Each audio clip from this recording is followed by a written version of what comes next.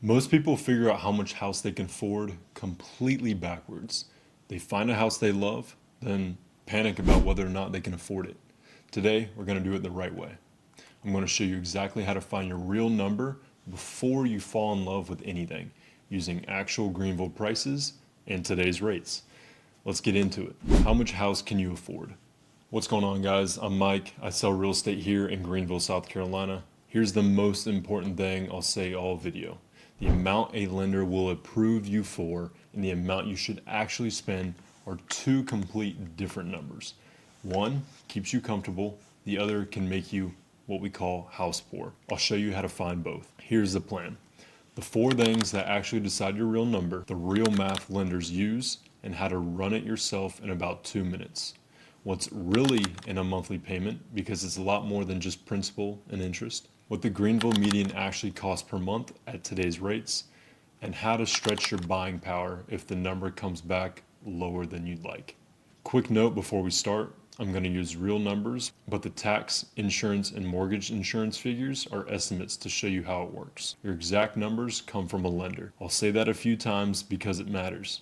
And one thing right up front, if you're thinking about buying or selling in Greenville, I offer a free one-on-one consultation, no cost, no pressure, no obligation. We'll sit down, look at your actual situation, and figure out your real numbers together. DM me or use the link below whenever you're ready.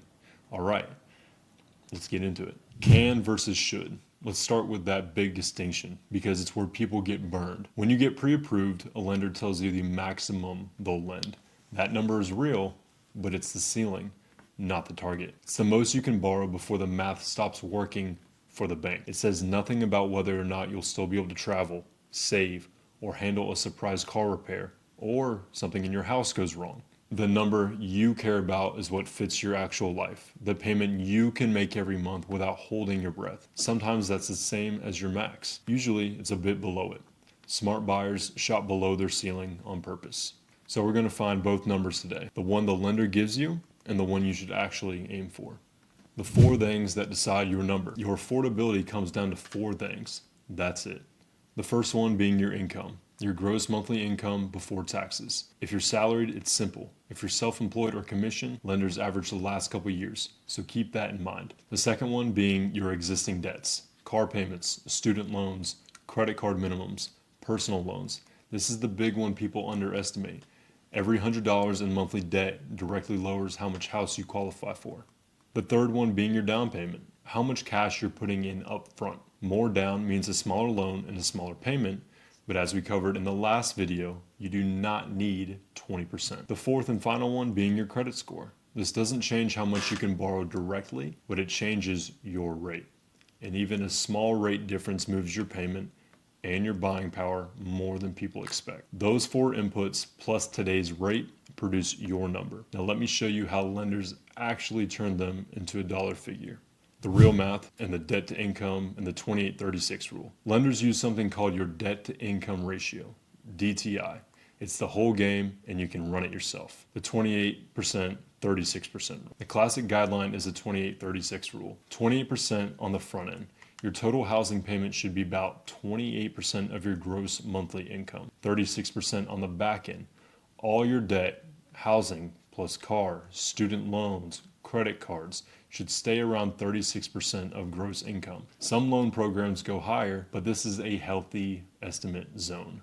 Let me make it real. Let's say your house brings in $100,000 a year just to make it even. That's about $8,333 a month. 28% of that is about $2,333 for your housing payment. 36% is about $3,000 for all your debt combined. So if you've got a $500 car payment, that leaves about $2,500 for housing. See how your car payment ate $500 of your house budget? That's why I tell people, if you're about to buy, this is not the moment to go finance a new truck. Now let's flip it around, because this is the question everyone actually has. What income do you need to buy the typical Greenville home? What the Greenville median actually costs. Our median single family home in Greenville County right now is $410,000. Let's build the real monthly payment on it. The whole dang, not just the part people quote. If you put 5% down, that's about $20,000 in cash. and you're financing about $389,000 at today's rate of about 6.6%. Principal and interest will be about $2,500 a month. Property taxes roughly $170 a month. Here's the Greenville advantage I'll come back to. South Carolina taxes on your primary home are genuinely pretty low. Homeowners insurance, call it $150 a month, and it's just an estimate. Mortgage insurance, because we put less than 20% down, roughly around $200 a month. Added up, and your full monthly payment is right around $3,000 a month. That's the number that matters, not the $2,488, the $3,000. People budget for principal and interest and then get blindsided at closing by the rest, but not you. So what income makes that comfortable?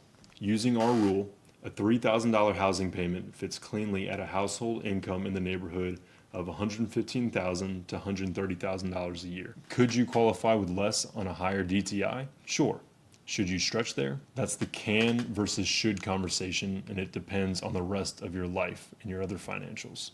And remember, everything after principal and interest is an estimate here. Your real taxes, insurance, and PMI come from a lender pulling your actual quote. I'm not a lender. I'm not licensed in that category. I can give you general advice, general estimates. And if you want me to build this exact payment for a home you're looking at, that's a 2-minute favor. DM me the price and I'll run it. And if you need a lender, I can gladly put you in touch with a few. Down payment scenarios. Now watch what your down payment does to that payment. Same $410,000 home, 3 scenarios. If you put 5% down, around $20,000 cash, full payment around $3,000 a month. Lowest cash up front, but you're carrying PMI. If you put 10% down, that's around $41,000 down, which would bring your full payment around $2,860 a month. A little less PMI, a little lower payment. Now, if you were to put $20,000 down, which is $82,000 cash, full payment around $2,400 a month. No PMI at all, but you're tying up 82 grand. Here's the trade-off in plain terms. More money down lowers your payment and kills PMI, but it drains your savings. Less down keeps cash in your pocket, but costs a bit more monthly. There's no universally right answer. It depends how much cash you want to keep in reserve. For a lot of buyers, keeping a healthy emergency fund and putting less down is the smarter move, even with PMI. We figure that out together based on your situation. The buying power ladder. Let me give you a cheat sheet. Here's roughly what different Greenville price points cost per month. 5% down, today's rate, full payment with the estimates baked in. $300,000, around $2,200 a month. $350,000, around $2,600 a month. $410,000, which is our median, around $3,000 a month. Go to $475,000, it's around $3,500 a month. $550,000, it's around $4,000 a month. Find the monthly payment that feels comfortable to you and read it backwards to your price range. That's your starting search band, and it's a much healthier way to shop than picking a price out of thin air and hoping the payment works. Real quick, if these breakdowns are useful, hit subscribe. I do the Greenville numbers like this very often, so you're never guessing. One more number people forget about on every one of these, the cash to actually close. Down payment is not the only cash you need. To actually close, you need to budget for not only your down payment, which are the numbers we just walked through, but your closing costs, which are typically around 3% of the price. On that $410,000 home, that's roughly $12,000 on top of your down payment. Sometimes we negotiate the seller to cover part of it. In a market like ours, that's a real lever. Reserves, a cushion the lender wants to see you keep after closing. And honestly, you want it too. Don't drain your last dollar to buy a house. So on the median home with 5% down, you're realistically looking at $20,000 down plus about $12,000 in total cash before any seller help. Knowing that number up front is what separates a smooth closing from a stressful scramble. The Greenville, South Carolina tax advantage. I promised I'd come back to this because it's a genuine perk of buying here. South Carolina treats your primary residence really favorably on property taxes. Owner-occupied homes are assessed at a much lower ratio than investment or second homes, which is why that tax line in our payment was only around $170 a month on a $410,000 home. In a lot of other states, that same home would carry 2 or 3 times the property tax.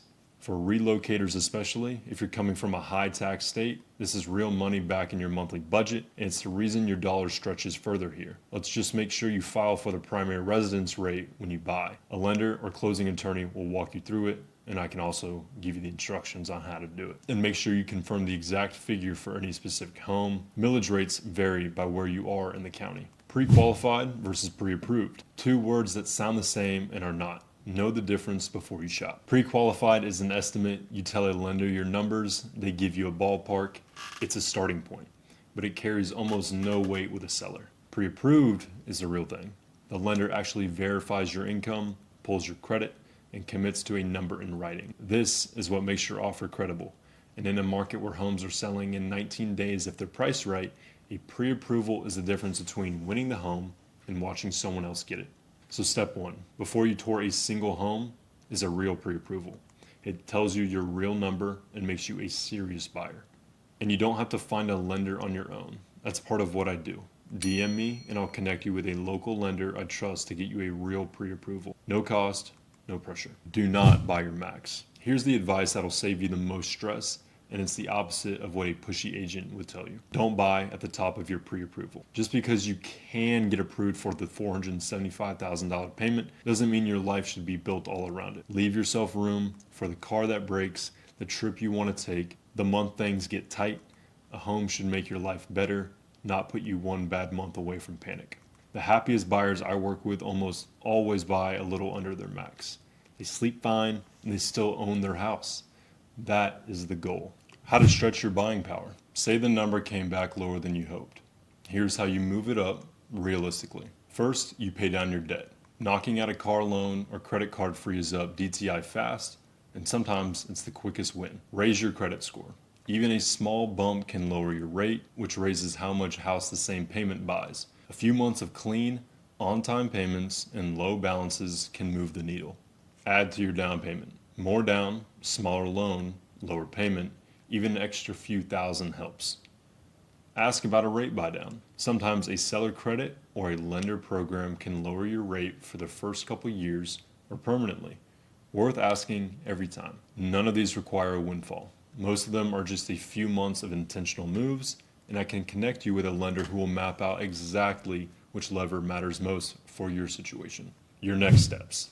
So here's what to actually do. 1. Run your rough number using the 28% rule. Gross monthly income times 0.28 is your ballpark housing payment. Match it to the ladder from earlier. Second one, get pre-approved, not pre-qualified. Pre-approved. Get your real verified numbers and lock in what a payment actually looks like with today's rates. 3. Shop a little under your max and let me help you find the home that fits both the number and your life. That's the whole process. Do it in that order and you'll never fall in love with a house you can't comfortably afford. So how much house can you afford in Greenville? Now you know how to find your real number instead of guessing at it. If you want me to run your actual numbers, your income, your goals, your comfortable payment, that's exactly what I do, and it costs you nothing. DM me or book a quick call with the link below and I'll connect you with a great local lender to get you a real pre-approval. If this video helped, subscribe. I break down the Greenville market and the home buying process like this very often. I'm Michael Turner with Berkshire Hathaway Home Services, Seed and Joiner Realtors, and I'll see you in the next one.